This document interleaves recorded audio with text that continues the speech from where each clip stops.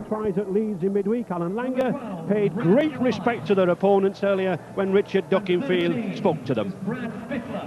Very high. They're the world champions. They play some great rugby, very strong, fast and fit. We're going to have a hard game today. Here, Alan, they're calling this the 4th test match. Is that how you see it? Well, I think so.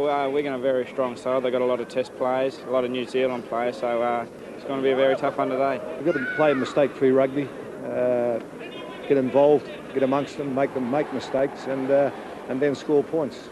Played Leeds already in Cumbria and Wigan. They're going to come out strong today, so it's going to be a tough one, but I think the test series will be another great series. Tell me about the subtle changes in positional places in the Wigan side. You've made some changes with Tuigamala and with Henry Paul and with Gary Connolly, haven't you? Well, Inga's going to mark Meninga. They're both the same size, and it should be a good clash. Gary Connolly, we changed him to centre last week. Fullback last week, and within 2 minutes he scored a try. So we're hoping that it happens the same this week. 2 games so far, 2 runaway victories. I suppose you don't make anything of that, really, do you? No, not really. But Leeds come out strong early, but we just had to, out enthuse them early and get on top, and that's what we didn't got a roll on. But Wigan's going to be a different story today.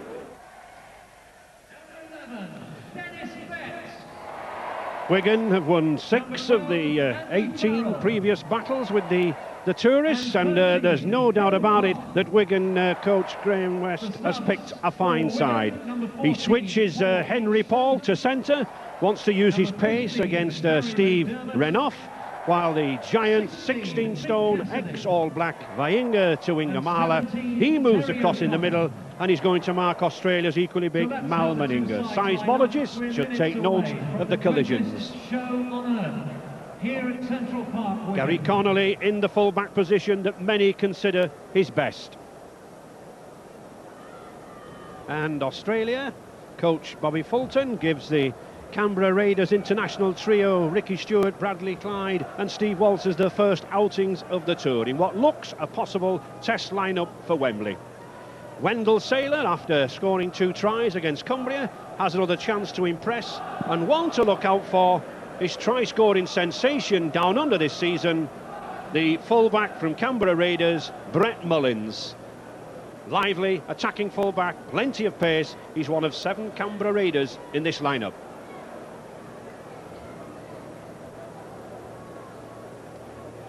Ricky Stuart brought in for his first match. He's battling with the man we've just seen on our screens, Alan Langer, for the scrum half spot. Intense competition there.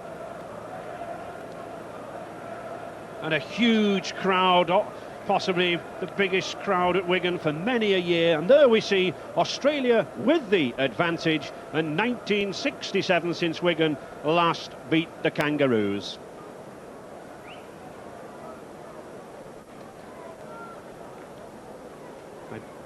And 1 or 2 Australian supporters over here already. We're expecting 4,000 to 5,000 coming across on tours from Brisbane and Sydney, Dubbo, Wollongong, etc. Here, the first arrivals, and they look to be enjoying the sunshine, as do those youngsters. Great emphasis here at Wigan on the youngsters. Mini leagues in operation, many of them playing for the local amateur clubs. They were queuing here at Central Park this morning at around 12 o'clock. Great anticipation for this match. Wigan, possibly one club that can really test these Kangaroos. And Joe, what's the atmosphere been like this week? The preparations, have they been special? Well, Ray, it's been a gradual build-up this week, steadily intensifying training through the week, ready for the 3 o'clock kick-off. We've obviously watched the Australian games to date, and like most people, have been suitably impressed. But we realise that it's our own performance this week that matters if we are to get the result that we really like today. Yes, and the last few nervous minutes, the Chief Executive of the Rugby Football League, Maurice Lindsay, checking his watch. Everyone eagerly awaiting for the arrival of the Australians here, the world champions. 2 wins already on this tour, but it's Wigan to lead out, and it's Shaun Edwards. Kelvin Skerrett back after that cheekbone fracture. Denis recovered from the knock to his ankle. Martin Offiah and Jason Robinson, we're looking for a lot of tries from them this afternoon. They certainly look in serious mood. There's a job to be done, and equally so Meninga, a record 4th tour. Brett Mullins Michael Hancock, always a powerful wingman to put down. Laurie Daley, for me, the key figure at standoff. Paul Sironen with the headband, the giant 17-stone second row prop. And one of the youngsters there, Brad Fittler, looking equally nervous. I'm sure Meninga's used his vast 12 years test experience to settle these Kangaroos down. 9 Great Britain internationals in this Wigan side. And just listen to that roar that greets Wigan.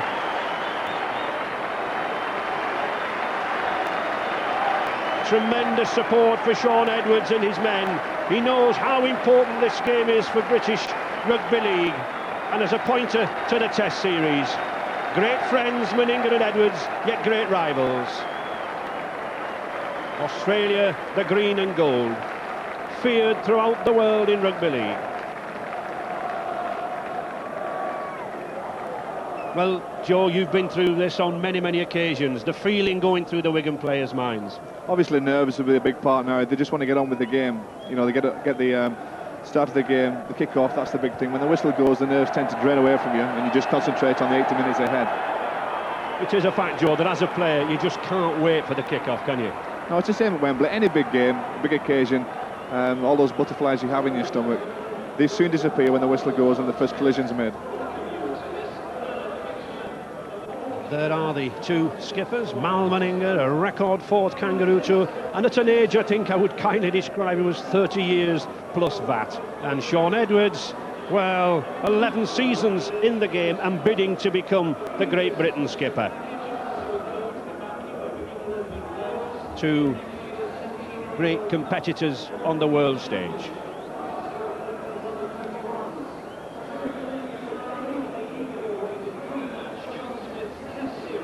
The officials a little nervous too. Referee David Campbell from the Witness Society wants a wingman with St Helens, so he should have no problems keeping up with play, and celebrates his 40th birthday tomorrow. The man in charge of the Challenge Cup final at Wembley last season. 6 seasons as a Grade 1 official. A big game for him. And Wigan, the World Club Champions, versus Australia, the World Champions. Records and pride at stake. I don't think, Joe, I've ever seen Central Park looking better. Well, I think the Australians must have brought the weather with them. Obviously, we've seen the grand final over there, and a lot of the games that Australia have played in on this tour. The weather today is beautiful, and I'm sure just what they wanted, if not Wigan.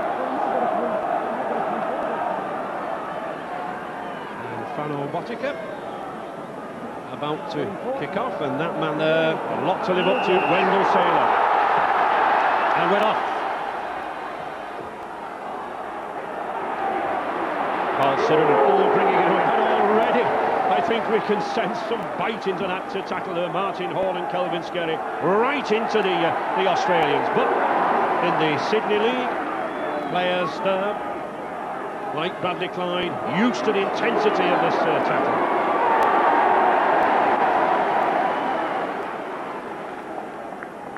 Joe, you've been heavily involved in the sort of tactics this week. Is this what Wigan plan, to keep Australia down here in the early stages? Yeah, we needed a good start against Australia, but more importantly, you have to intensify that for full 80 minutes. It doesn't look like it's happening right now with a marvellous break there from Steve Walters. And that certainly wasn't the start that was needed. Wendell Sailor being forced into touch, but Steve Walters there taking advantage of a little slack marking. That's the kind of quality player that the Australian side possesses. They're on the back foot, they're trying to bring the ball to off their own try line and then make a break almost the full length of the field. So, first scrum of the match, Gary Connolly taking the ball up there from the full-back position. Played against many of these players, Connolly with Canterbury Bankstown. Oh, the bad mistake there from Martin Offiah. Little casual drifting across field, puts the pressure on his Wigan teammates. He knows.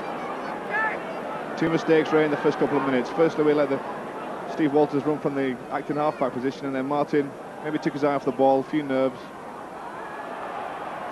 Daley, good pass to Steve Renouf. Renouf, the Brisbane Broncos centre. Meninga, back to Ian Roberts, number 10.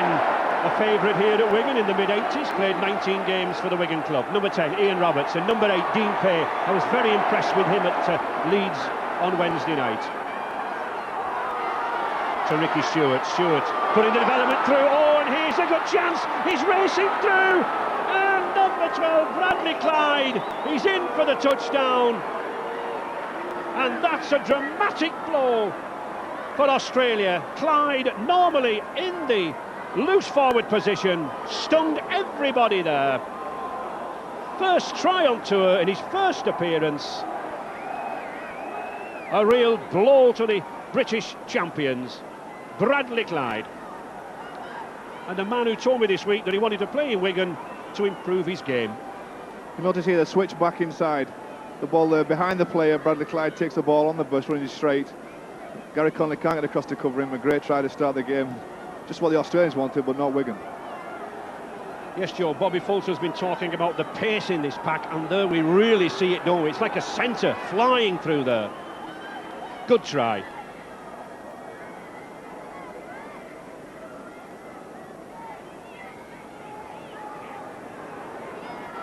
And the goal kicker, surprisingly, Laurie Daley rather than Meninga.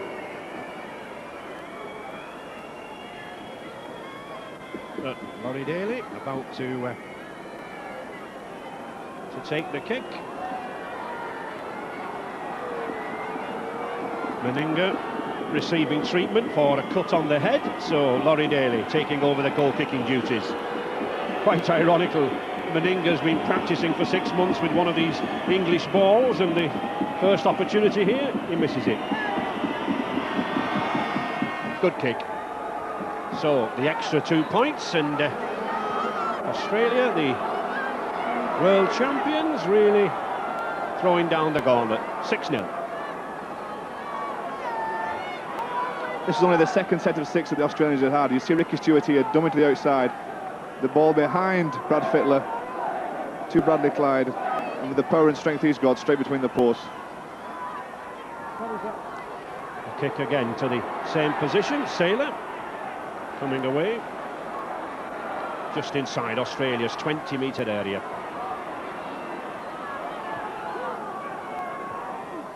The scorer, the 18th Kangaroos to visit Great Britain since 1908, and according to coach Bob Fulton, one of the strongest, and they certainly looked at these forwards taking control in these early stages there. Sironen and Stuart at the helm, putting pressure on Gary Connolly, but he's up to it. He's got Robinson outside him. Well tackled there by Steve Renouf.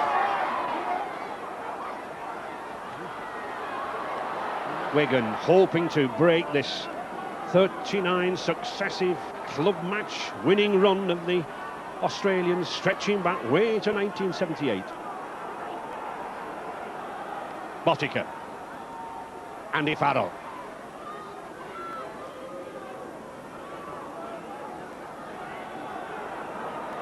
Edwards looking to move out wide to Henry Paul. Now then, he's got Connolly. Good tackling again with Steve Renouf. Edwards trying to make Wendell Sailor turn. He does do, but he's got plenty of room there. Clarke and Skerrett it up, but they missed the man. Now then, he's got tremendous pace and sidestep. Oh, he had Brasher inside, but Offiah's got greater pace. And Wigan are really looking vulnerable in the middle. That's twice we've seen men come through in that green and gold jersey. Australia then on the attack. Daley gets the pass out to Renouf. Renouf, not a good pass. And a breather for Wigan. All credit to Martin Offiah there. He used some of that blistering pace that we've seen to get back on Sailor. And it needed Offiah. It did need a fight. It also needed a bad ball from Renouf here to save Wigan's breaking, really. The ball went into touch there. It looked like they could have scored again.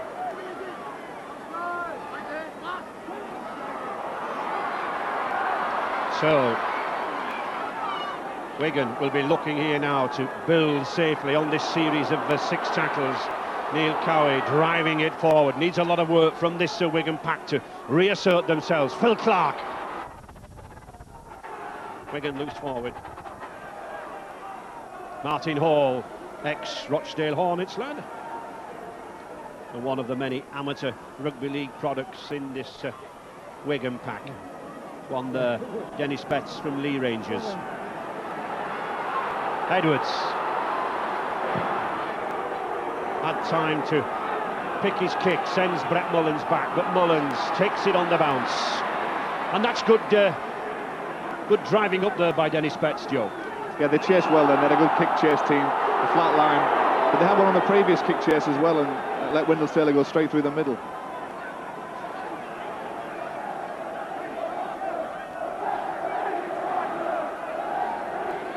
Meninga back on the field now, having suffered a cut to the head.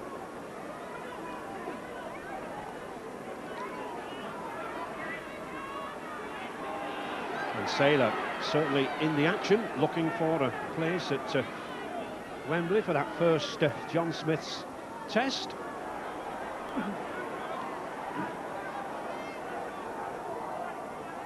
Roberts, big, tall, manly forward. Stuart.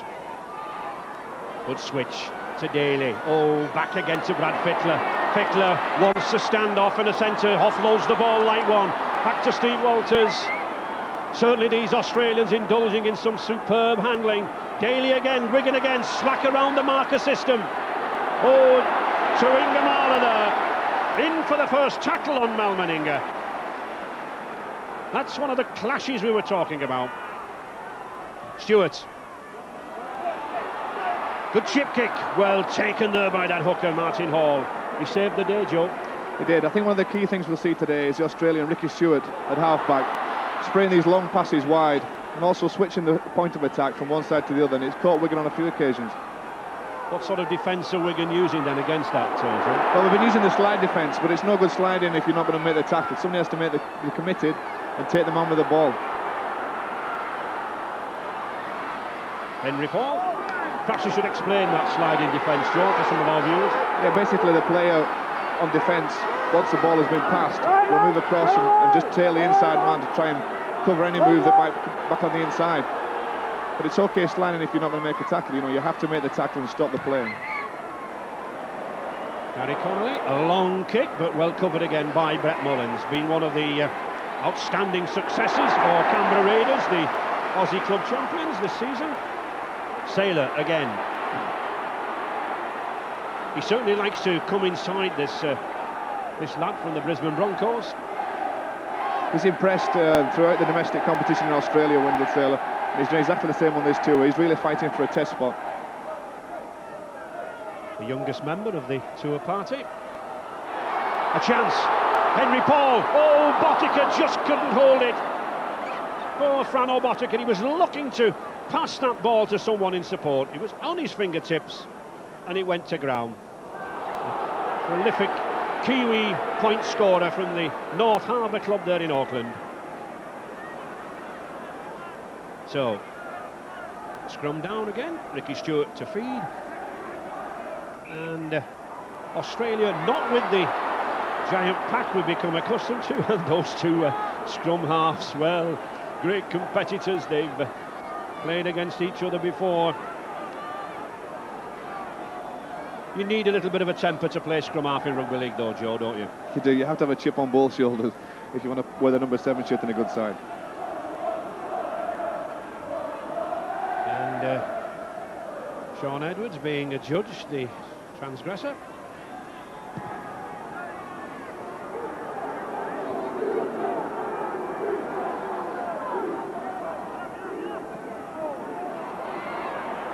Another tactic by the Australians, very often using this wingman. He's a very big man, Michael Hancock, to come inside, soak up a little bit of pressure, draw the forwards in. And then we see the Kangaroos move it wide. Fittler trying to do such a thing, but a knock on by Meninga. Fittler with a long ball in front of Bradley Clyde there. Meninga just couldn't get his fingertips to it. A little bit low, dropped it. So they do make mistakes as well, the Australians. It's not just the Wigan team today. Actually, Joe, it's interesting. In the two games against Cumbria and Leeds, two big victories, but there were 35 handling mistakes from the Aussies. Yeah, you know, they're over here now playing with a different type of ball. That could be something to do with it. And obviously they're still trying to knit together as a team yet. But I don't think you'll see that many mistakes today. Henry Paul having a great battle there, but once again Wigan have surrendered possession.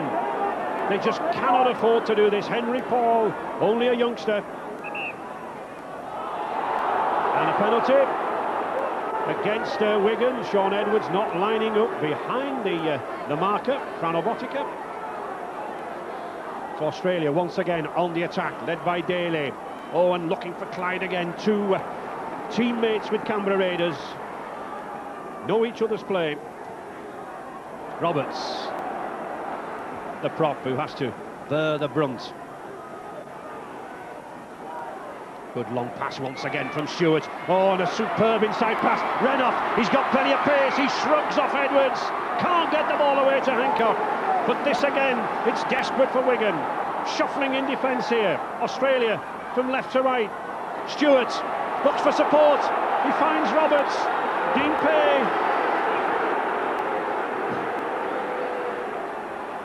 Daley. Mullins. Oh, now did that look a forward pass? It is. But dare I say it, Joe, Australia are opening Wigan up in the middle. They're splitting them all over the field, Ray, not just in the middle. These long passes from the likes of Daley and Stuart are making life very, very difficult for Wigan. And if that ball hadn't been slightly forward, that would have been another 4-point try for Australia.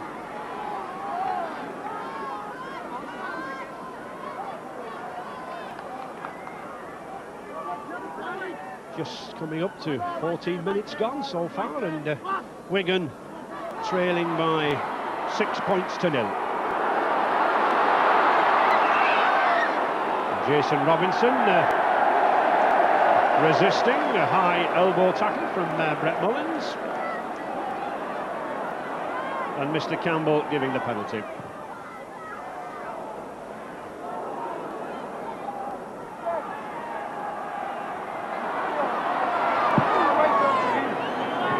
Kelvin Skerrett again looking to play himself into the test team, and that's significant, Joe, the territory advantage. It is. It's shown the Australian dominance in this first opening quarter of an hour. That's better there from Wigan's Andy Farrell. Phil Clarke now then, the crowd really getting behind the home side. To Edwards. Neil Cowie just drawing in a couple of defenders, but Wigan now looking better. Edwards again to Henry Paul. He's got Tuigamala on his outside. Oh, they can't put this man down. He's been in outstanding form as this ex-All Black. Edwards using the high one. It's spinning in the air. Hancock's underneath it. He takes it well. But a good tackle from Farrell. Now then, Wigan need to keep the pressure on Australia down here. They can't afford any gaps in the middle.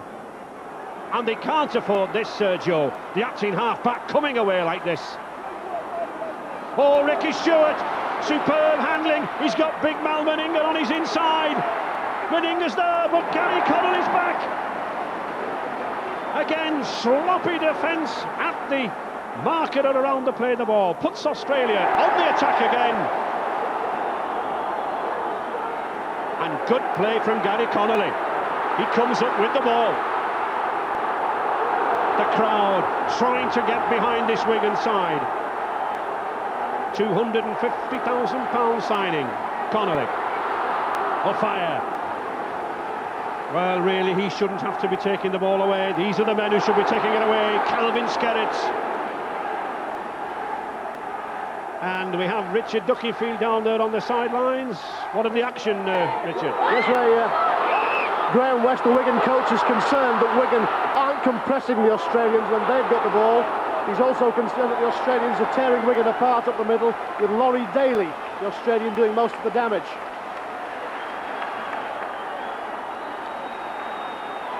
Yes, Laurie Daley, he didn't have such a good tour in 1990, only played in 5 matches with injuries, but he's certainly lighting up this trip. But I personally think, Joe, it's around the play the ball area where Wigan are slack. Yeah, that's where Australia are making most of the yards, especially when Wigan have Australia on their own line, when they should be really keeping them there and putting a little bit of pressure on the Australians. They've been slack at marker and on 2 occasions let Australia come nearly the full length of the field. When you think, Joe, there are over 300 played the balls in an average match, you know, you've got to get a grip of them, haven't you? That's the first place you have to make things work right. But this is better now. It's Wigan on the attack. Phil Clarke. They desperately need points. Henry Paul, the young junior Kiwi. The ball needs to be moved quickly. Not a good pass.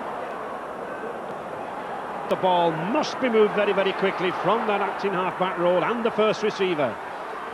Denis Betts, one man with the power and the pace to punch a hole in this Australian side. Jason Robinson trying to squeeze his way through. Oh yes, he's there! Jason Robinson, the youngster, Billy Whiz as he's known to those fans. He brings Wigan back in the game. At 6 points to 4. He's been in excellent form this season, and Wigan certainly needed it from that youngster. Sheer strength from such a small man. Wriggled his way through. No respect to the reputations, and the 4 points are there. It's that size you mentioned, Ray, that helps him here. Comes off the blindside wing to give the forwards a hand, really. Takes them on in his size and his low centre of gravity. Pushes away from Ricky Stuart, dives over the line, and that's just exactly what Wigan needed to get back in this game. Yes, people say he's only a youngster and he's small, but tremendous upper body strength. Just look at him here. Powerful, shrugs off Ricky Stuart, and he's in. And delight on his face. Well, well, well, he loves that.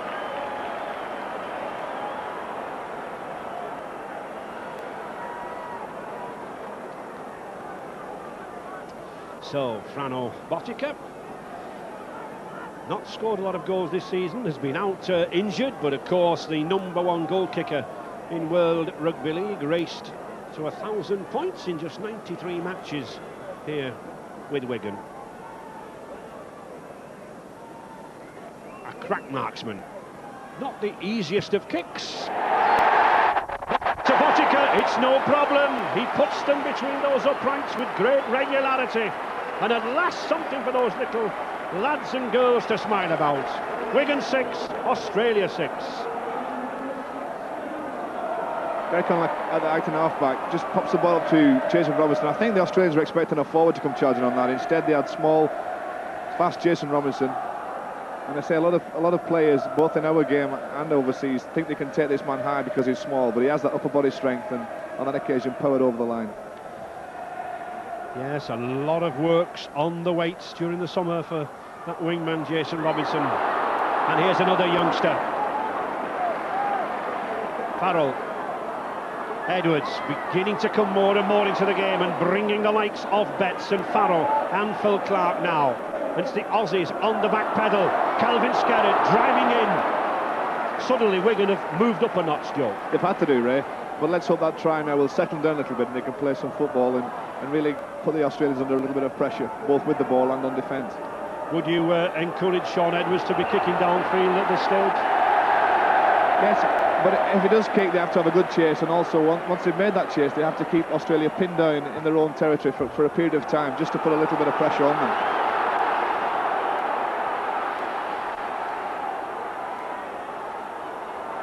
Cowie, Hall, Edwards, Botica again, good positioning, that's a good one to Henry Paul. Very quick, this junior Kiwi from the Auckland Warriors, deliberately playing on Steve Renouf today, the two speedy centres. Edwards, back to Farrell.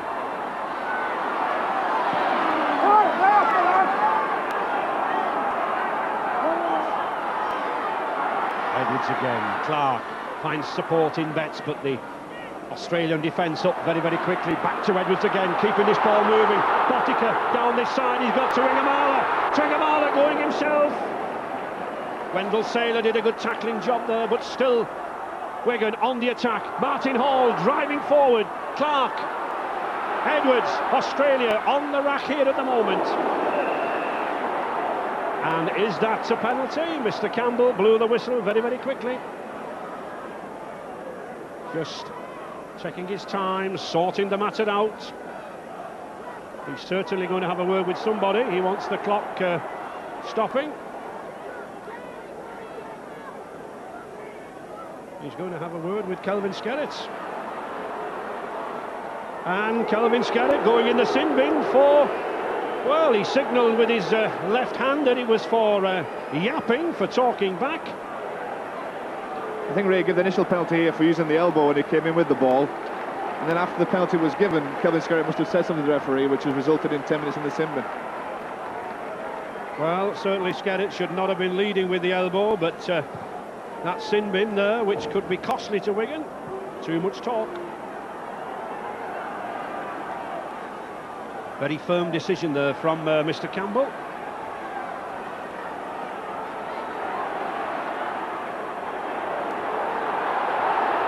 Wendell Sailor getting a little upset. Dean Pay, good pass out there. Stuart plays the dummy. Can't shrug off Phil Clarke. Roberts. A big task for Wigan now, down to 12 men. They need to hold Australia in this spell. It's bad enough with 13 to hold the world champions. That's right, Wigan had Australia under that little bit of pressure that they needed to get on them. And then Kelvin gives a penalty away, and worse than that, leaves the field through saying something to the referee. And as you say, we just can't afford to play against Australia with only 12 men. And there's a top team. They know they've got 13 players to 12, and they kick for position. They want to contain Wigan down this corner, soak up the 6 tackles, and then in theory retain the ball. Robinson again coming in midfield. He relishes his work, does this little lad. Betts. And news of Kelvin Skerrett from the Wigan bench. The only problem is not the time in the sin bin he's got, but his left thumb. It might be fractured. It might just be dislocated, but the Wigan doctor has been looking carefully at it, and he's going to take a decision very shortly about whether Skerrett will be able to continue. Well, if Kelvin Skerrett can't continue, they certainly have 2 more props in McDermott and O'Connor to come on. Stuart, Daley, causing problems in midfield, using this man, Steve Renouf, very, very well. Broke the Brisbane Broncos try-scoring record this season. Clyde. Not really picking up Bradley Clyde, Joe. No, he's making some big inroads into the Wigan defence. They're not making the tackles on him, and also they're not moving up, I don't think, fast enough to shut him down. Let's not forget that the score still Australia 6, Wigan 6, and Wigan holding out with 12 men. Australia driving forward, just 5 metres from that Wigan line. Moving, oh, good ball, superb ball to Dean Pay, he's in, and it was that man, Ricky Stuart again. And what a tour this young man's having, Dean Pay. He was outstanding at Leeds on Wednesday night. Took the pass perfectly, and it's 10-6 for Australia. Once again, you'll see this try orchestrated by Ricky Stuart. He turned the play round to the right-hand side first. Quick play of the ball, Walters, and then a long ball again here from Ricky Stuart. Perfect timing onto the pass. And there's Dean Pay going under the post. And it's Meninga now to take the kick. Should be a simple one for the giant kangaroo skipper. Just 1 try on this tour, but over 272 points in his Test career. And there's another 2 points from Meninga. So Australia in the lead by 12 points to 6, and taking advantage of the sin binning of Kelvin Skerrett. And Mick Cassidy coming on, Joe, for Neil Cowie. This is the try though, Ray. I think the Wigan defence actually ready. They moved up quite fast, but he just went between the 2 of them and neither made the tackle. Very speedy for a prop. Number 8, Dean Pay. It was also the speed of the pass that made the impact there as well. not on the straight running of Dean Pay. Do you think Cassidy coming on for Cowie because Kelvin Skerrett has gone off, a fresh man while there's only 12 men? Yeah, I think they were going to spell them, despite Kelvin going off, they were going to spell the forwards with 3 forwards on the bench and the pace of the game. You know, I think that we had to do that. We are playing under local rules, if we call it, for the substitutions. The two sides can make 4 substitutions. They have 4 players, but only 4 substitutions can be made. Stuart electing to kick this time. Just quite content to soak up yards and push Gary Connolly back there. Going almost inside Meninga, but not quite. And there is Mick Cassidy. Botica.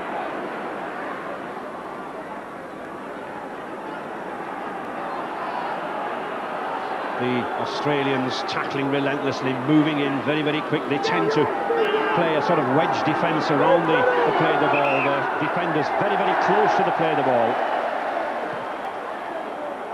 And a quickly taken penalty there for Sironen being offside at the play of the ball.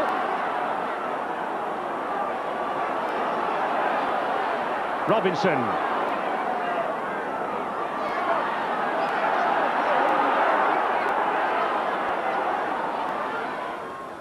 Botica. Oh, the pass, I think, a little bit too far forward for Paul. Sailor. Wigan on a winning run themselves, 15 matches without defeat, stretching back to April of last season. But under pressure here. And here is this prop forward again. He's certainly making a bid for a test spot, Joe. As are all the teams, all the Australians out there today. But you mentioned before that while Kelvin Skerrett's off the field, we're a man short. The Australians are using the space that's out wide.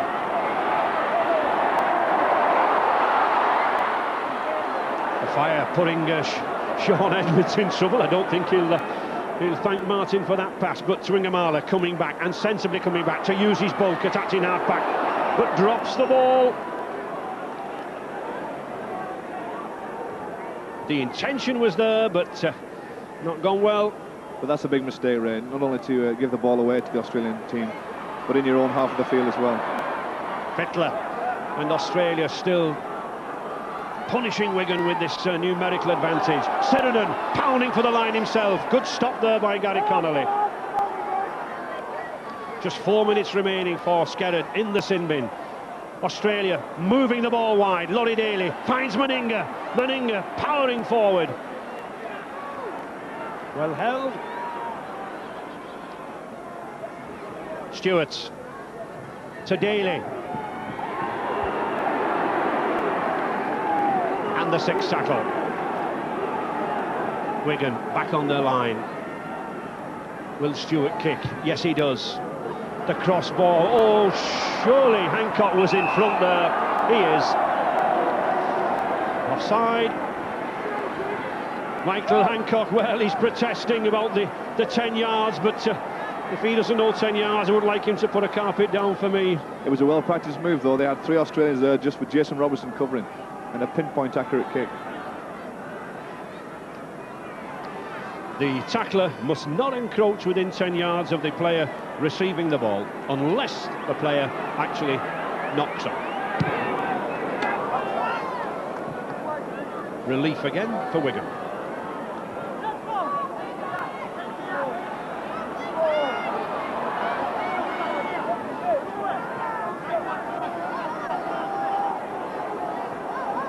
Denis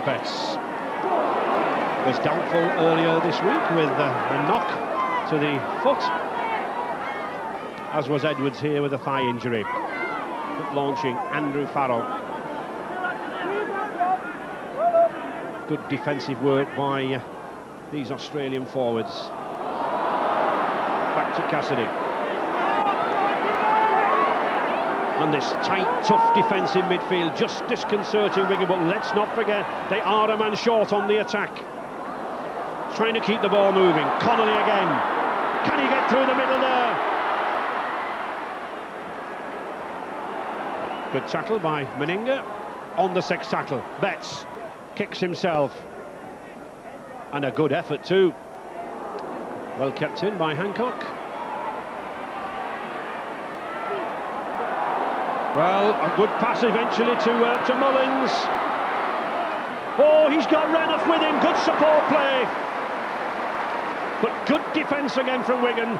Shaun Edwards getting back there, using that role as a sweeper. The switch, back to Fittler. Fittler, as good loose forwards do, carrying the ball outstretched, and Skerrett back on the field now. So Wigan back to 13. Roberts, good pass. It looked a forward pass to me, but it seemed to get away with it. Laurie Daley going in for the try. Boos all around from the crowd. It certainly was a marginal pass, but Daley raced onto it, took Wigan once again by surprise. And the score counts. Mr. Campbell awards it 16-6 to Australia. Just when Kelvin Skerrett gets back on the field, maybe he should have brought somebody else with him. Ian Roberts runs out here, lovely ball. I think it was marginal, but I think the pass was okay. When you've got pace and strength like that running to the line, Gary Connolly, who's a quick lad, couldn't get across. Yes, we've got Roberts going across the just about marginal, but doesn't Daley take it well. His first try on British soil. He was the only back not to score in 1990, and he celebrates that one. Are we giving him the benefit of the doubt, Joe? Well, the referee has, and you'll read in the papers tomorrow, that's a try. Meninga. On his farewell tour to Great Britain, retires at the end of this trip to Britain and France. Been a great servant to the game down under and saw good service at St Helens in 1984, helping them to win 2 cups. Meninga. Oh, and that's accurate, true, well struck. 2 points. You see Ian Roberts here coming slightly across the field on an angle, and Laurie Daley straightening up, running straight and hard and true. Just caused a little bit of indecision in the covering defence, and Daley straightens it up, and then they're in 2 minds.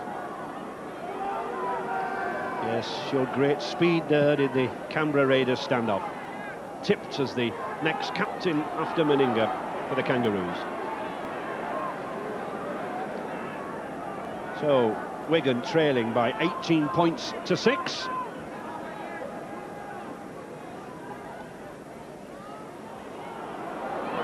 Oh, and Walters coming through again. He's having a fine game, this man. It's his debut on tour. There's Kelvin Skerrett. He's indicating that his thumb's not right. He just looked at the bench twice. He's grimacing, holding his thumb. Good pick-up by Martin Offiah. Needs something special from this man to pull Wigan back into the game. Robinson.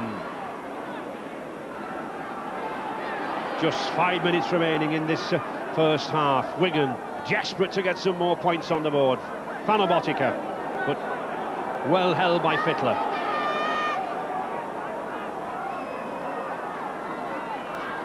Farrell having a good game. This youngster charging, and there we see Kelvin Skerrett not happy with that thumb.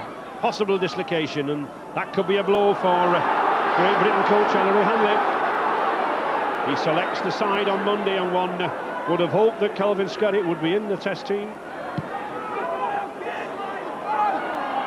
Saylor kept his eye on the ball, took it well, and beats the 2 men. Sends Mullins down the centre. The Australians are always prepared to throw that pass. Even if it's a little risky, they still let go of the ball, knowing that if they do make the break, then they've got the support there and make a large amount of ground.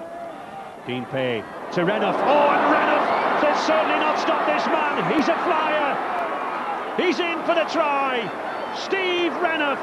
Again another try coming out of nothing. The flyer from Wendell in Queensland puts the score out to 22-6, and he had that man Dean Pay to thank once again. Wigan are looking a little ragged now, must be said. Pay goes across, shows the ball. It was Martin Hall, I think, who slipped there in defence, left the gap. And Steve Renouf will accept a try like that any day. Tremendous speed to the line, you'll not stop him. Well, Henry Paul, the Kiwi, was put on Renouf to halt him, but he's nowhere thereabouts, and Renouf really too much pace for the Wigan cover. Gary Connolly, a vain attempt, just can't quite get there, and it's a try, but that's the man who made it again. It is, yes. You mentioned that the centre was out of position. Martin Hall was there, slipped in the defensive line, and Renouf speeds through the gap.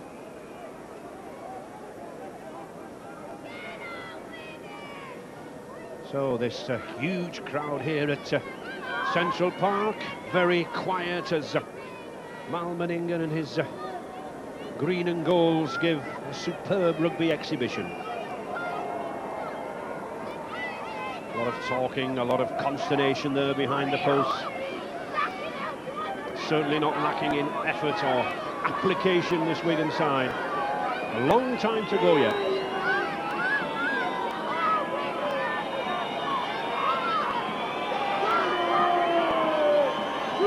And Meninga, one of the few straight-on kickers in the game, misses the kick, but I don't think it'll be of too much concern to him. 22-6 in the visitors' favour. Here we have the try again. You'll see Martin Hall caught out wide in the centres, slipped left the gap, and Steve Renouf straight through, running hard and fast. Gary Connolly comes across, but just can't push him out anyway. He's going to score.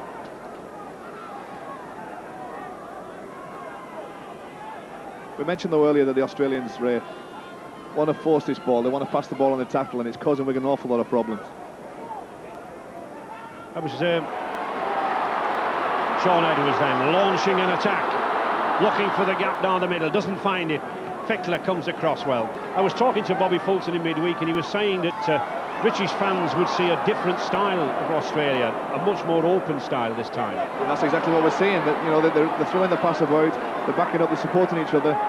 And in the past we've seen just a steady grinding game where they've won possibly in the last 10-15 minutes. Now they're throwing the ball around and playing some very attractive football, and it's paying off. And certainly his proud boast to me this week that he's got a set of the fastest forwards in the world looks to be true. Bradley Clyde there again, Stuart, Daley and Hancock coming in well off the wing. All these Australians now looking for the ball, but good tackle there by Tuigamala. Roberts.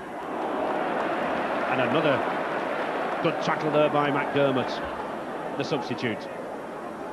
Fittler. Oh, good one-handed passes from Walters and Fittler. And another good pass from Sironen out of the tackle. Dean Pay again, this number 8, he's running like a back. The 5th tackle. Stuart. A little chip kick, Robinson's there. Sensibly just knocks it back. But it's more pressure on the Wigan side. When Wigan make the tackle, they have to get somebody around the back of the play to stop them offloading this ball. It's going to be very tiring for them to do so, but somebody has to go into the tackle, and if they can't stop the ball, then another player has to go around and stop them offloading the ball to a support. Bobby Fulton there, and Jeff Carr, the manager, just making their way to the dressing rooms. Obviously, must be content with this first half. Hancock again. He always takes some putting down, does this Michael Hancock. He's 14.5 stone, powerful runner. Stuart, Clyde, revelling in this second row spot. And Hancock on the wing. Fittler, the man whom I think Bobby Fulton is grooming for the Test loose forward position. A good ball handler. Another good ball angler here. Stuart launches the big Meninga, and a clash there between Meninga and Tuigamala. There's something like 32, 33 stones there. Walters. He still gets that ball away, as does Sironen. Stuart.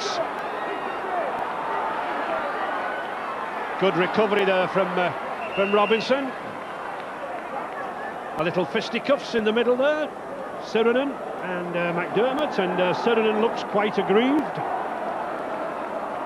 He's a big man to tangle with. 6'6", 17 stone 11. You don't tangle with him so very often. But Barry McDermott prepared to mix it, but certainly not referee David Campbell. And let's be quite honest, we don't want any of that. We've had some superb rugby, an exhibition from the Australians, and good passing and running from that man Sironen. But I think Sironen was a little bit upset that he was hit after the ball had gone. Barry McDermott continued the tackle, put him to the ground, and I think that's where the incident started.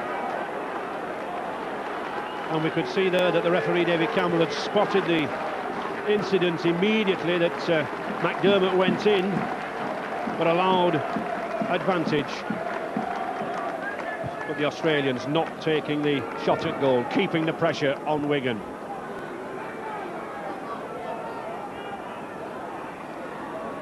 Over 2 minutes of stoppage time. These 6 tackles here, crucial for Wigan.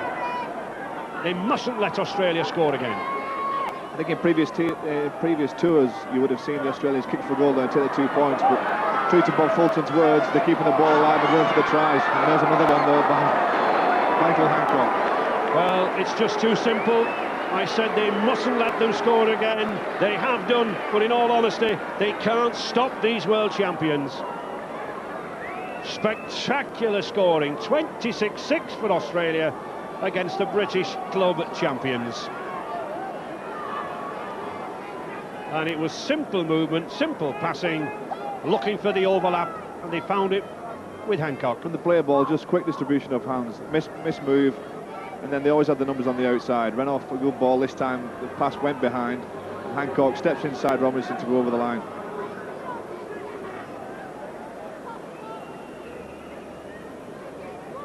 Yes, straight across the line, and of course Paul's committed, Robinson's committed, and then Hancock, doesn't he step well off that left foot, and it's a try.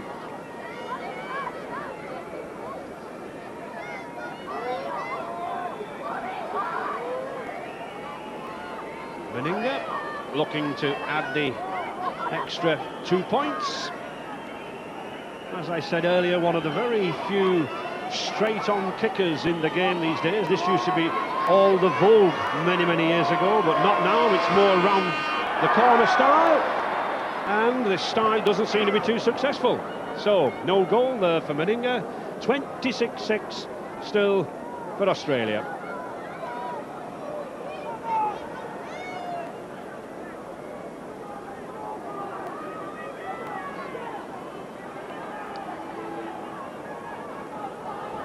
Try fast hands across the line. Ricky Stuart, long ball. Sironen offloads. Renouf again without taking the tackle. Then Hancock, that step off that left leg, beats the cover to the try line. Sironen driving in just over the Australian 20-metre line. Good resistance. And the time stopped again. Mr. Campbell stopping the clock. Should have charged here there. Barry McDermott went over the top. Mick Cassidy went a little bit high, and Barrie came over the top of him. So that was a slightly high tackle, and I think the referee's going to call him out here exactly for that offence. Well, here we see the kangaroo, and it certainly leads with the elbow, does McDermott. Very similar to Kelvin Skerrett. Again, no need for that, and it looks to be Paul Sironen. He's certainly in some difficulties there. And he's a big man who takes a powerful knock, but as he comes in here, he goes side on, and there we see that elbow. I'll be very surprised if McDermott isn't spoken to and dealt with by the referee. That's frustration in the Wigan game. Frustration we don't normally see off this club team. You know, they're usually a very controlled side, and that was an aspect of the game we don't want to see. And I just hope that Paul Sironen's all right and returns to the field soon. Well, he certainly looks to be in considerable difficulty. The Australian physiotherapist certainly wanting to take him off, to have him looked at in the dressing room. A very nasty incident. But Mr. Campbell is going to play on as soon as Paul Sironen is off the field. Very, very groggy.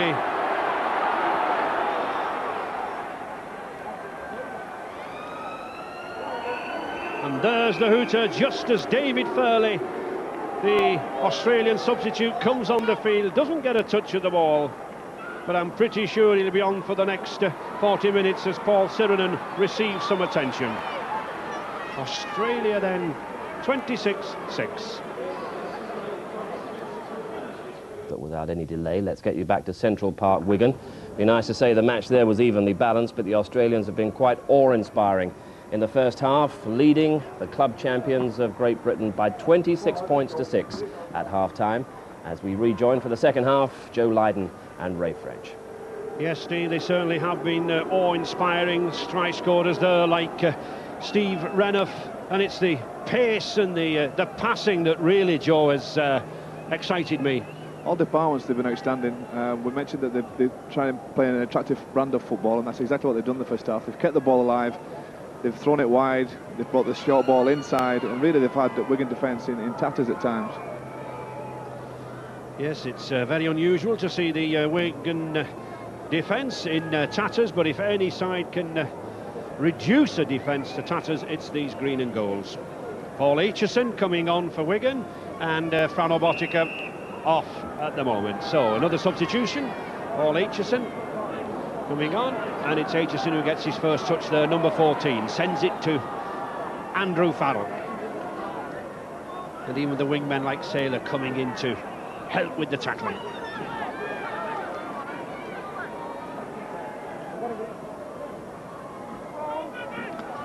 Wigan trailing 26 points to 6. Plenty to do.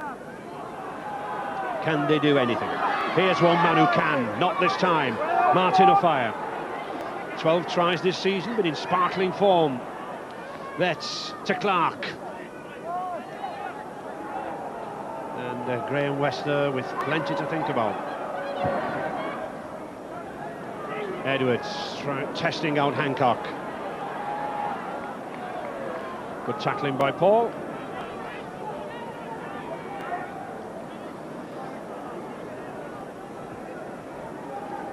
And substitute David Fairleigh, a try scorer up there against Cumbria.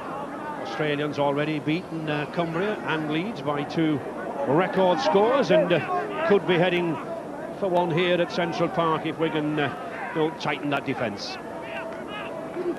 That would have been the big call at half-time, I think, from Graham West. They'd have said to the Wigan lads, listen, you have to get your defence in order. We have to slow them down around the play of the ball and move up wide. And also, when you've made the tackle, stop them releasing the ball to support players. That'll be the big call at half-time, and let's hope that the Wigan players can do it. Just a rundown on the injuries from half-time. Kelvin Skerrett, well, he's certainly got severe damage to his left thumb. He'll have an X-ray on Monday. It's touch and go whether he can play in 2 weeks' time. Paul Sironen of Australia has concussion. He'll be taking no further part. Well, certainly Ellery Hanley, the coach for Great Britain, won't be happy at that news with Skerrett. Renouf knocking on. Referee David Campbell telling the Kangaroos just to hold the push as Paul Atcheson comes away with the ball. Has been the regular fullback this season here at Central Park. McDermott, a powerful lad, signed from Oldham in the summer. Considered by many to be the heir apparent at prop forward. Jason Robinson, one lad who's looked dangerous in the Wigan colours. Clarke. Farrell.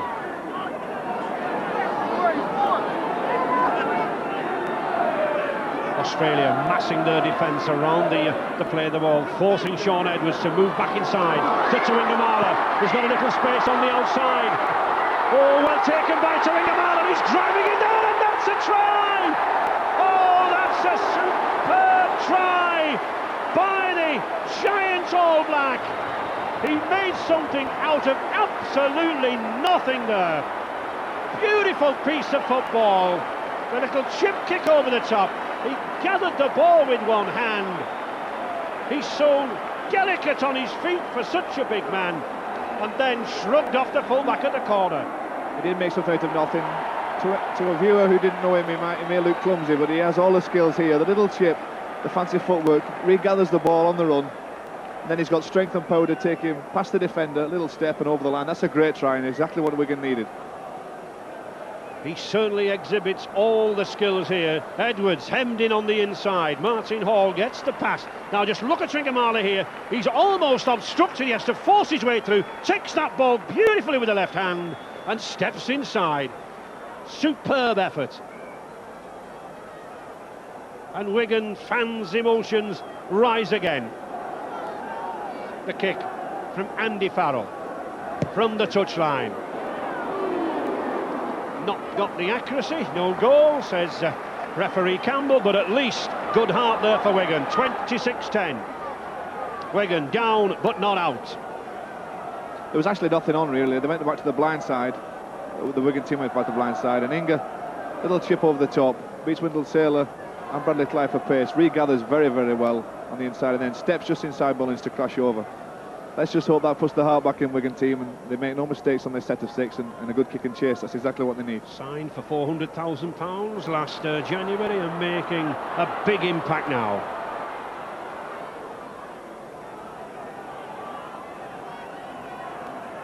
Denis Betts.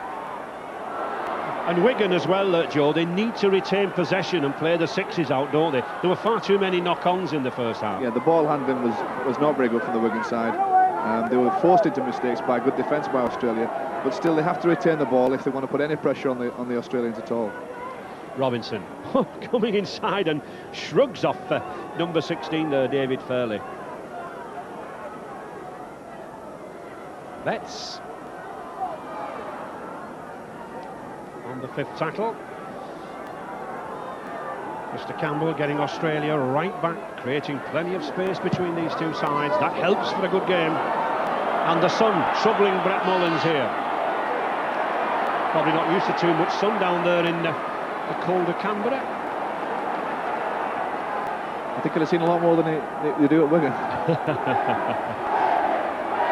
Dean Page charging in. A surprise selection, this lad from Canterbury Bankstown, but certainly repaying coach Bobby Fulton's confidence in him. Well, he's proved his ability already on the games he's played on tour, and I'm sure he'll be very disappointed if he doesn't take a test shirt. Walters showing once again that expertise around the play of the ball, making valuable yards. Well, the ball wasn't played there, but play on, says Mr. Campbell. Well taken by Paul Atcheson.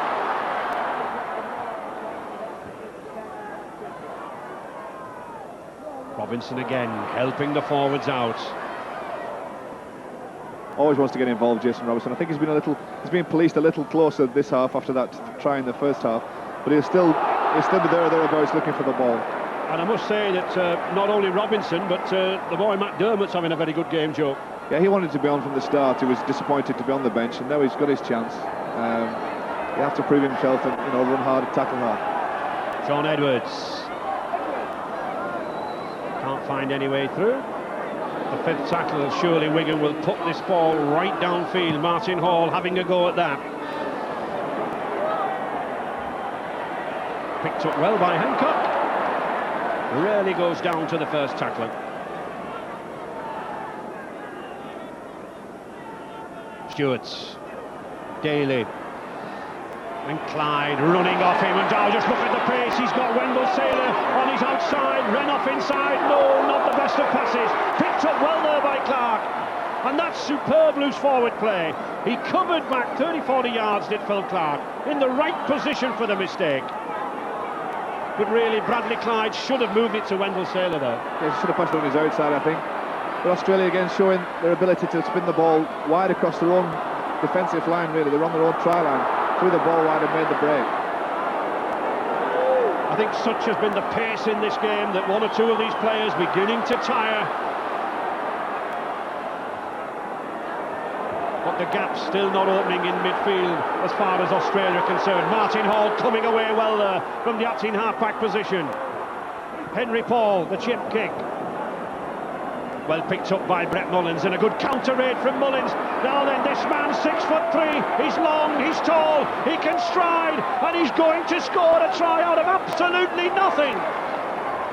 I mentioned right at the beginning of the grandstand programme to keep an eye on this man. That's what he can do, Brett Mullins. A magnificent performance down under this season. He spotted the gap, put his head back, and he had the pace to outrun everybody. Henry Pollard made the kick through. It was neither here nor there. He didn't want to put it long or short. Got caught in two minds. Brett Mullins picked up the ball, and in the broken field of play, streaks away though. Excellent broken field running to score. Here he comes. He's looking for the gap. He sees it. He goes for it.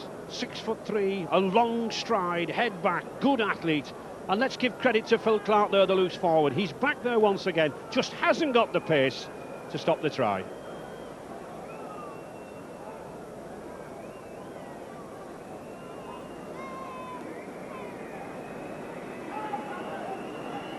So, Laurie Daley having an attempt this time. He already has one kick. Obviously, Meninga not quite happy with the English style ball. On the 20-metre line towards the new stand here at Central Park. And if we are looking for crumbs of comfort, Joe, they haven't got a goal kicker, have they? Well, if they keep scoring the tries at the rate they are, they won't need one. That's probably the only thing they've got going against them. Mullins here, tremendous broken field running. He spotted the gap, Henry Pollard put the kick through and then missed the tackle, and Brendan Mullins went through the gap that he'd left and 3/4 of the length of the field to score the try. And I think that try says something about this Australian side, Joe. Any side that can score from the distances that this Australian side are doing against Wigan, they are a magnificent outfit. Yeah, they've got it throughout the team, throughout the side and throughout the squad actually. They've got the power and size, and they've also got the speed combined with it. And those three things combined, are terrifying to try and defend against. And once again, Walters comes away with that ball. He's got forwards with him, David Fairleigh. He's been given far too much room around the play of the ball, and here the Australians again sweeping forward. Daley on the outside, can't get the ball round Denis. Good cover there. Still this Wigan pack gallantly, gamely trying to get back there, but the pressure enormous on the British champions. Rarely do they receive attacks like this here at Central Park. Stuart launches a high one to the corner. It's a difficult one for Robinson, but taken magnificently by this wingman. What a game he's having, Jason Robinson. If anybody in the Wigan team can hold their head up after this game, it'll be Jason. He's had a tremendous game, scoring a try. He's been there on defence and never shirked the workload either in driving the ball forward. Wigan, and yes, well, that's play on. You can strike at the play of the ball. Ian Roberts could do that. And neither was Hall offside because Roberts had struck for it. Good decision, good refereeing there by David Campbell.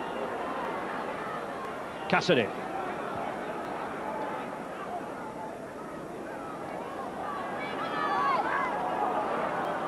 Good dummy by Farrell, just couldn't get away. Australia with that very good record here at Central Park. 11 wins since 1908.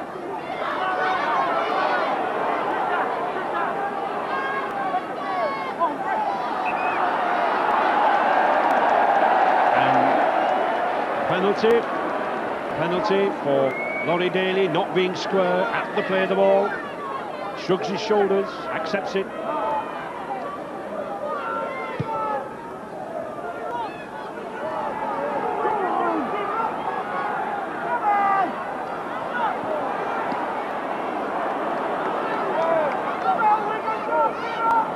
Mr. Campbell talking to the players on either side, really sort of calming them down, keeping a good rapport between the sides. It's Cassidy. Drives in. Shaun Edwards looking to the blind side. Atcheson, very often you tend to find in rugby league one or two players hiding on the blind side. They're having a rest, but not these Kangaroos. Edwards, just saw the gap closed by David Fairleigh, number 16 there for Australia. This side to Henry Paul. Martin Offiah finds Connolly, but so does Renouf. And Australia back on their own line, on the 5th tackle. Paul again. Sailor, Renouf underneath it.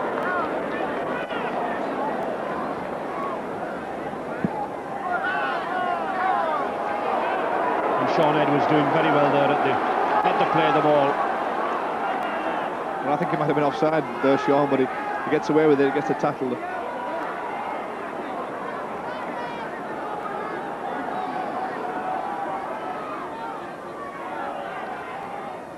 Fittler. Oh, good pass away from Fittler. Renouf again. He can sidestep off that left foot and then he can run, but a good tackle there by Gary Connolly. Connolly in that centre position now. You can hear the boos go around the ground there. The Wigan players and I think a lot of people watching the game thought that the tackle had been completed there. Well, look to knock on to me. Look to knock on to David Campbell.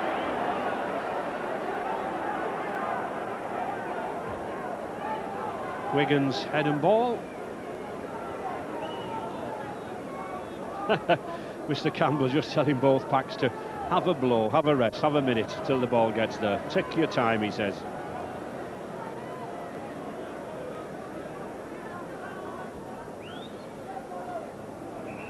Penalty.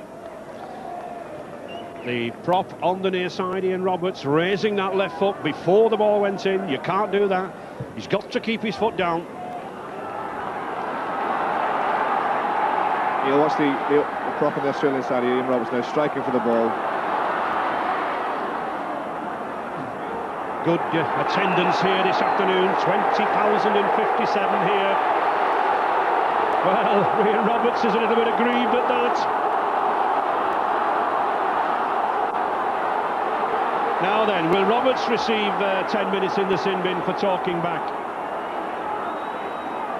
Well, the tackle was slightly high, but it was a good tackle. Then he followed down and pinned him down.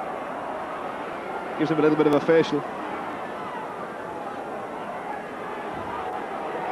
Well, it was a high tackle. There was the use of the elbow there from Ian Roberts, former Wigan favourite, but not this afternoon. I think that was a good tackle. I mean, it went in hard. It was slightly high, but it was below the neckline. It was on the shoulder region. Certainly, McDermott relishing the action. As a Wigan now, looking to score. Farrell driving in. At last, Wigan putting pressure on the Australian line. Edwards directing. Gets the ball to Connolly. I think he wanted Phil Clarke to come there, actually, but Gary Connolly received it. And a penalty, quickly taken by Connolly, going for the line! Oh, and he scored! Yes! Gary Connolly brings Wigan back into the game. Piece of quick thinking by Connolly. Quick play the ball, speed of thought, speed of foot.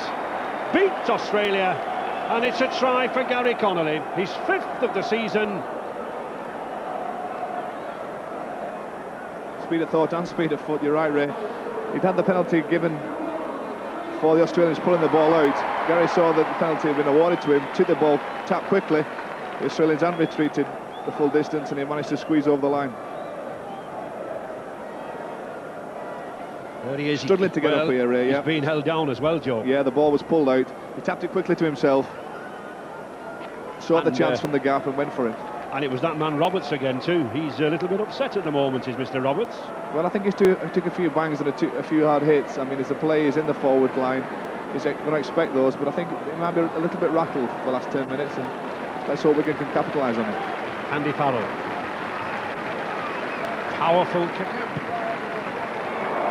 But not an accurate one this afternoon. Well, we've seen some superb tries, some magnificent play, but we haven't seen really accurate goal kicking. 30 points to 14 for Australia. Gary struggling here. Ian Roberts pulls the ball out. And the referee let him take the quick tap. And eventually crashed over past Ricky Stuart's knees. Gary Connolly going off to have some stitches inserted just below his eye there. Frano Botica coming in, so he's allowed 10 minutes in the blood bin. Denis Betts.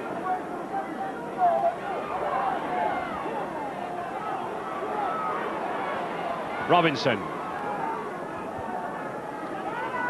Very hard work for any side. Oh, tremendous shoulder tackle there from Roberts. Well, you played with Ian Roberts. He's really got his temper up there. Well, yeah, and let's hope he doesn't do any more of those. That was a tremendous hit there. He timed it perfection. Saw Mick Cassidy taking the ball, and gee, Mick will not know what's hit him there, I don't think. Well, Mick Cassidy got up and he's still on his feet. And so is Shaun Edwards, and using his feet to good effect. Brett Mullins not too confident as to what he should do. And that's good tackling by Cassidy and Jason Robinson. Good running. When you put a good kick through, the chasers have got to be there. Now, Wigan, they've got to keep Australia down here around this 20-metre line. Bradley Clyde in possession. Back to Hancock, coming in the centre. You notice there, though, how Australia, as soon as they were pinned in a corner, looked to spread the ball very, very wide to the opposite side of the field, just to try and spread the Wigan defence. Fairleigh.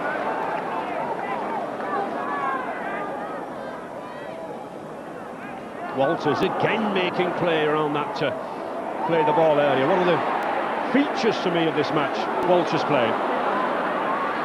Just 20 minutes remaining. Daley juggling, using the ball, now showing his paces.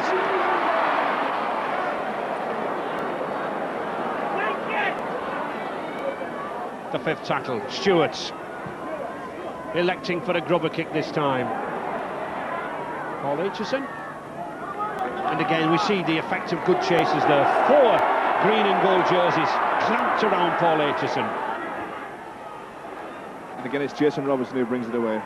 He has had a good game. You know, Ray, it's very, very difficult for a winger to get back there. He has to chase all the kicks, and then to be faced by the Australian forwards and the power and size. He certainly hasn't shirked any task. Wigan certainly not giving up the ghost in this game, really taking the game now to the Australians, and none more so than this prop forward there, Joe. He's played well since he's come on, Barrie. He's run very strong and very hard, and he's determined, laddie. As I said before, he wanted to be on from the beginning, and to stay by Clarke there and gives Australia back the ball.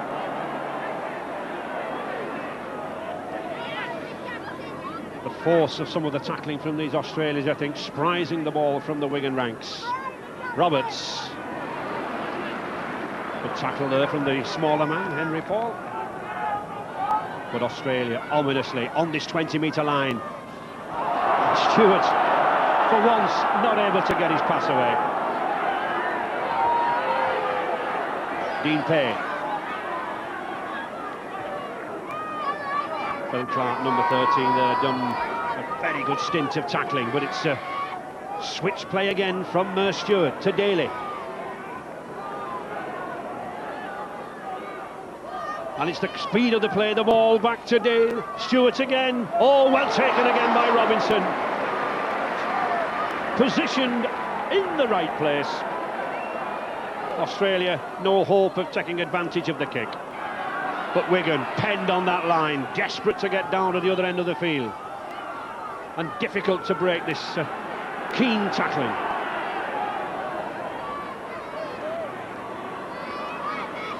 Denis Betts. The problem when Wigan do kick, Joe, at any great length down the field, they've got this character, Brett Mullins, to run it back at them, haven't they? He's a leggy player, but he looks quite rangy, but he can certainly move to good effect, and he's made a lot of breaks. It's very difficult to contain a player like that, especially in the open field. When the defensive line isn't straight, he's always going to cause a problem. Good battle there between the two giants, Tuigamala and Meninga. Tuigamala did well there, but Offiah not watching.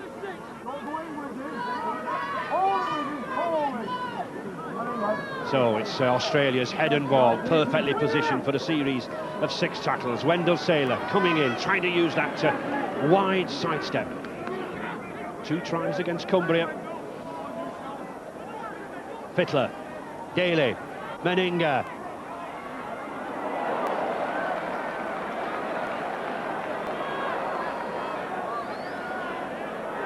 Steve Renouf taking a knock there. Brad Fittler, he's shown all the skills that he used when he was playing at standoff for Penrith, now converted loose forward. Oh, a long pass, just couldn't be taken there by Laurie Daley. Off his boots. Atcheson. Laurie Daley looked then as if to say sorry to Ricky Stuart for not catching it. That's probably the only bad ball that Ricky Stuart's given today. Clarke, good play.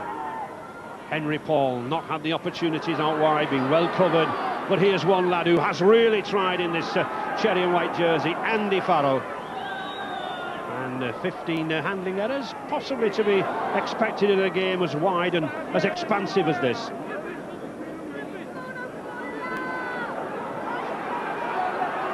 Hall, Tuigamala. Really, it might employ Wigan, Joe, to bring Inga Tuigamala in the middle a little bit to try to blast a hole through. Yeah, it was placed there by Graham really to cover Meninga, but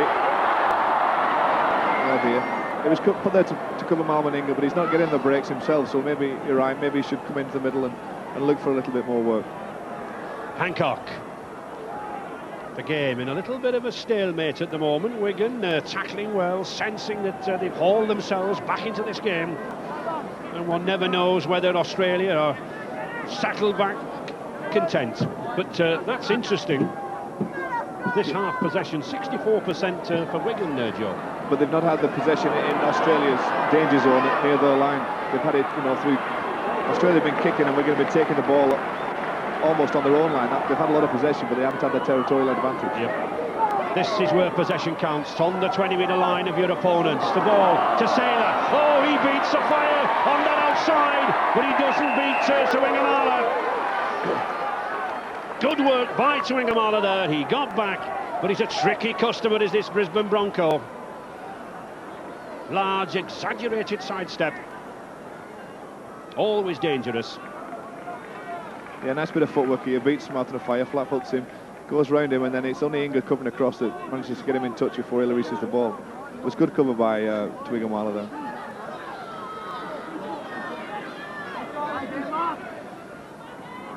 Wigan in possession once again. As Joe was saying, it's the possession at the other end of the field that really counts. Henry Paul. Good run to Frano Botica. Now then, he's got Offiah with him. Edwards, but the support's run out. Oh, and he's lost that ball. Ricky Stuart comes up with it, but a knock-on. A knock-on against Ricky Stuart. He was in there very, very quickly. There's some slick handling and a good break, but then Shaun was just run out of support. He's given a knock-on there. I'm a little bit harsh, that. Terry O'Connor, another powerful prop forward signed by Wigan in the summer, looking to come on. Botica. Henry Paul, he spotted the gap, but he couldn't go through the gap. It was good work by Daley and Renouf again. Farrell.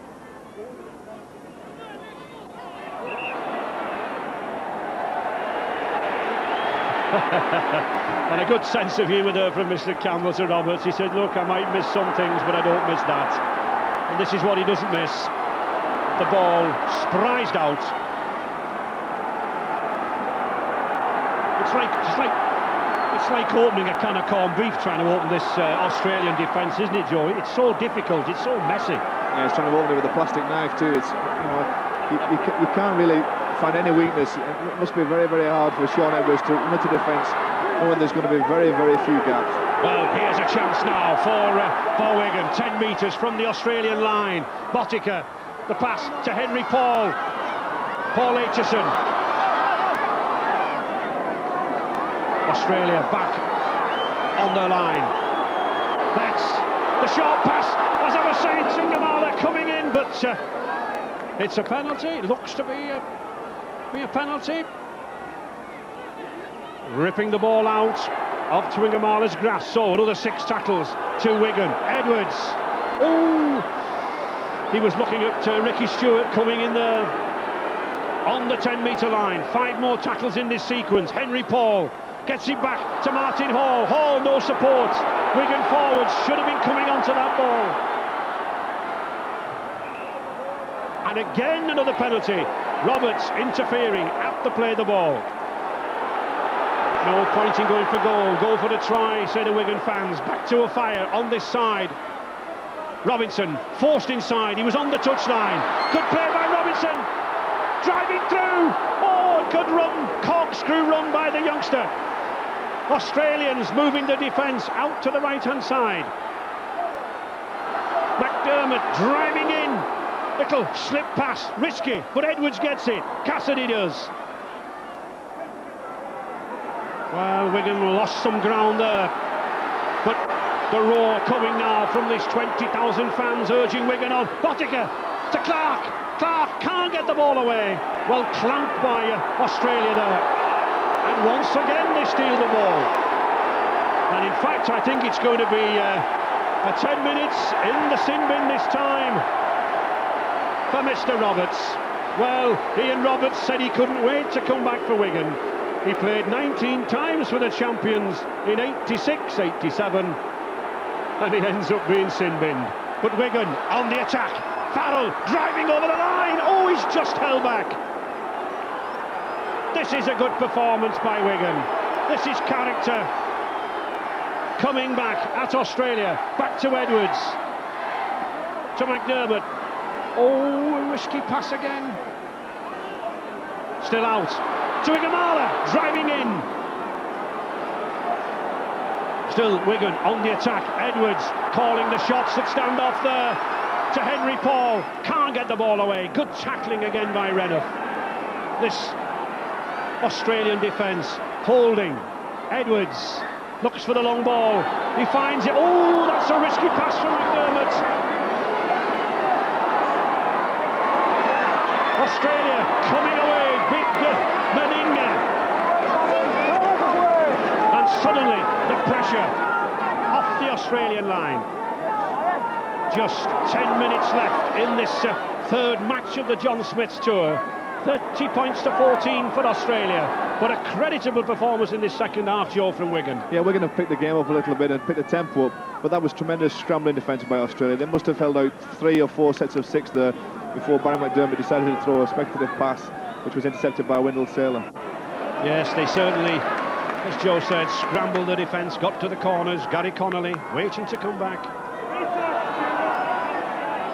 Back to Daley, to Fittler.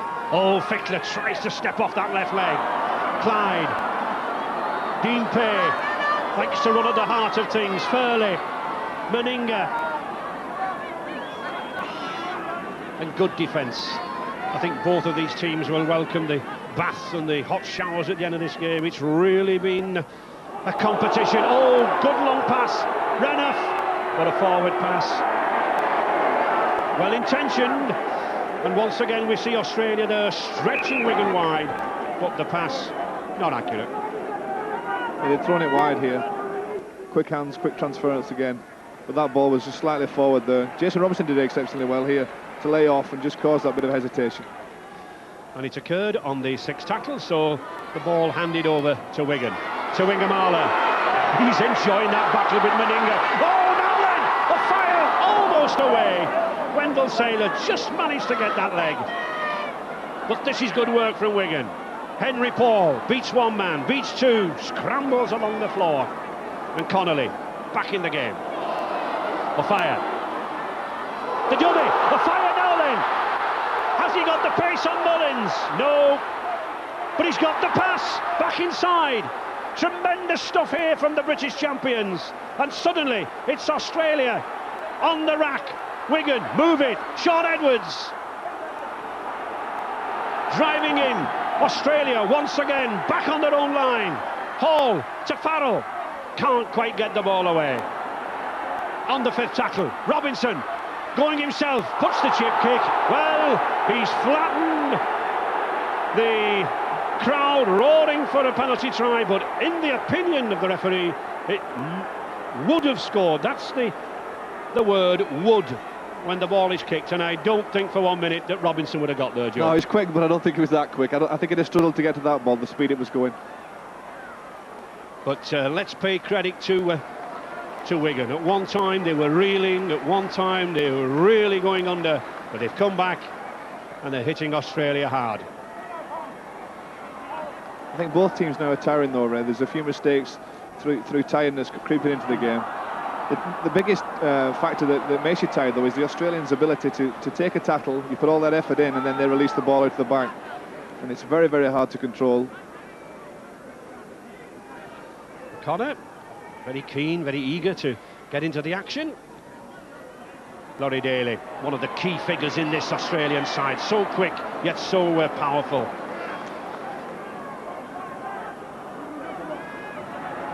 Oh, the long pass and a forward pass again. I think Ricky Stuart really is trying to pull the wool over the referee's eyes here with this. With Wigan's Frano, Botica, Frano, Wigan learned some lessons in the second half, haven't they? Yeah, our defensive performance in the first half was pretty abysmal, and we knew that we had to sharpen up a bit, and we've done so, but we've still let them run too much, given them too much room, and with a class side like Australia, they're going to capitalise on it, and that's exactly what they've been doing. And this is a class side, isn't it? It certainly is. We're certainly not playing up to our potential, and we've let ourselves down a little bit, but we haven't given up, and there's still a bit of time to get some points on the board. Thanks, Frano. I think those words from Frano Botica sum this game up. We haven't given up, and Terry O'Connor, signed from Salford, comes on. Steve Menzies, number 17, the young player of the year, wanted to come on for Australia. Edwards trying to dart away. You see how fast the gap closed. Shaun Edwards saw the gap in the Australian defence, and as quickly as he noticed it, it almost shut tight again. Yes, in a normal league game, that would have been through. Well, that would probably be 4 points had he gone through there and the support would have been there. But the Australians are so good at closing those defensive lines, those gaps, and really shutting the Wigan play out. Kick picked up by Edwards. Well, is it another 6 tackles? No, he adjudges that Andy Farrell knocked on, and Shaun Edwards absolutely irate at that decision. We'll have a look at it now. Yes, Farrell did knock it forward, but I also think he was obstructed, Joe. I think he was obstructed, and I'd like to look at that from an overhead view if it was possible, just to see whether it did go backwards, that ball, or whether it went forward or not.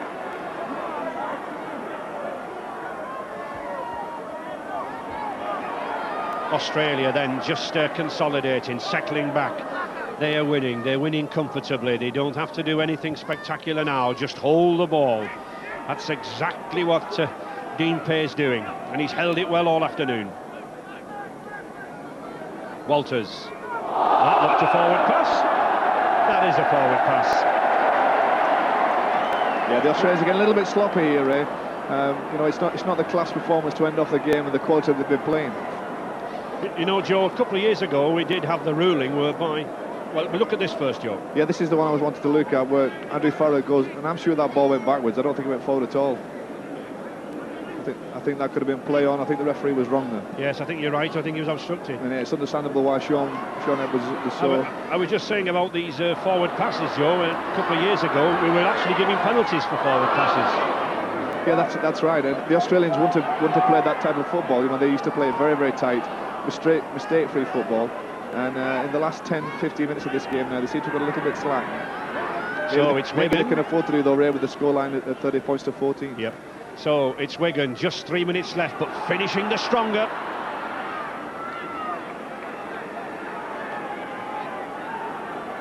Attacking down that blind side to Paul Atcheson. And interesting, Australia 11. Yeah, but we've mentioned on several occasions that they do try and get rid of the ball. And it's a try! Well, a try, an element of luck for Offiah, but it was a powerful plunge by Denis that brought about the try. Offiah, all credit to him, he left his wing, he came back inside. He was hunting for tries. He's been hungry all season, and he picks up one. But all credit to Denis, it was that powerful plunge that did it. Martin Offiah doesn't like to be left out of the try scoring in any game, especially against the world champions Australia. Denis tried to get the ball back inside, it bounced off an Australian player, and Martin Offiah was on hand to dive over and score the try. It certainly did. It was good thinking here by Betts. The ball came off Bradley Clyde and Offiah pounces. 4 points. And surely this must be 6 as well. Andrew Farrell taking the kick. I don't think he'll miss this one. I hope I don't put the jinx on him. But this should bring the score back up to 20 points for the Wigan side. So Andy Farrell with what looks a simple kick and in fact turns out to be a simple kick. Well, when we had that half-time score, who would have thought this would have been the final result? And it's not the final yet. 30 points to 20. Denis Betts on the surge, 12th run, tries to turn the ball back inside after the tackle's made here. Bradley Clyde bats the ball down and Martin Offiah on hand to dive over. He's always there or thereabouts. He's going to get a try in most games. That takes him up to 13 tries with Alan Hunt, the St Helens wing.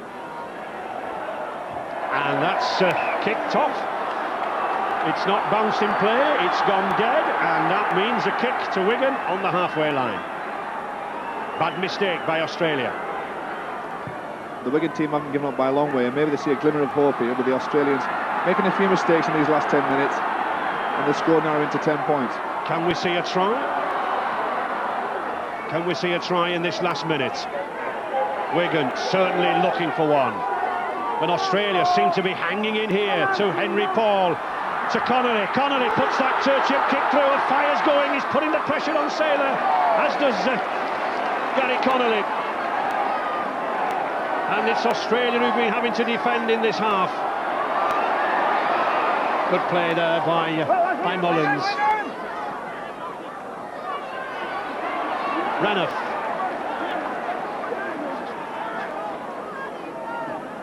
Into injury time now, but a good performance by Wigan, looking to be absolutely ravaged at half-time. They came back, a lot of credit, and really, I think, whetted the appetite for everyone for that John Smith's test at Wembley here on Grandstand in 2 weeks' time. I don't think Graham West will see it as a good performance, and I'm sure the players, when they analyse it themselves, they too will say that they were disappointed with the way they played, particularly in the first half. But they have come back well. They've kept at the Australians in the second half, and only mistakes like that have cost them. Well, there is the final score. Australia's dominance over our club teams continues. Still unbeaten outside the Test arena in 16 years. But that victory was hard-earned. Ian Roberts now and Denis Betts embracing all is forgiven, and the youngsters, I think, applauding both sides there.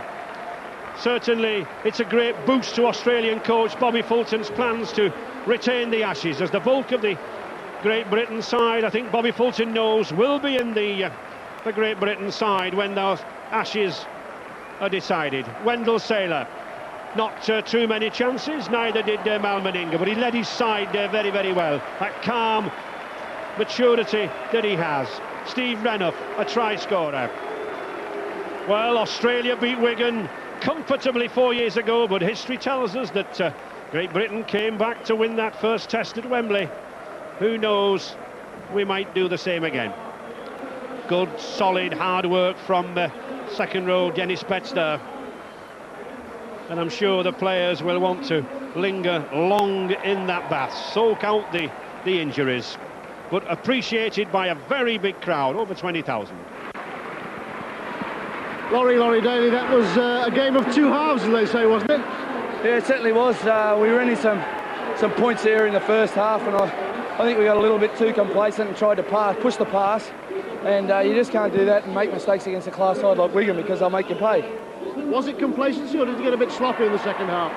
Oh, could have been a bit of both, We tried to force passes. I think we tried to try and rattle up a few points against Wigan, but we made a few mistakes. But full credit to the Wigan guys, because they kept on trying, and a few things could have went their way, and it could have been a little bit closer. This was one of your toughest games so far on the tour. Learned any lessons? Oh, I think that you can never write off the English, no matter how far you're in front, because they like to throw the ball around, and they certainly play an enjoyable type of game. And we knew that this was going to be the hardest, one of the hardest club games, if not the hardest. And it was being billed as a fourth test, and I think it had everything. And showed the people what a great Test series is coming up. We saw some good players out there. The young boy Payne, prop forward. Yeah, he certainly is a good player, Dean. He had a great season with Canterbury, and he's certainly continuing that form over here. Yeah, and the fullback as well, Mullins, terrific. Yeah, he's certainly got some pace, and he's been playing like that for the Canberra side all year too. So it's a great opportunity for those guys to come over here and play in front of a great crowd. If you look at who you might be facing in the Great Britain side, maybe Jason Robinson might cause you some problems. Yeah, he played very well today. He's certainly not the biggest of guys, but he's good on his feet, and he's very elusive. And I think he'll make the Great Britain side, and he'll cause us probably some problems. We'll see you in the Test match. Thanks, Laurie. I hope so. Thank you.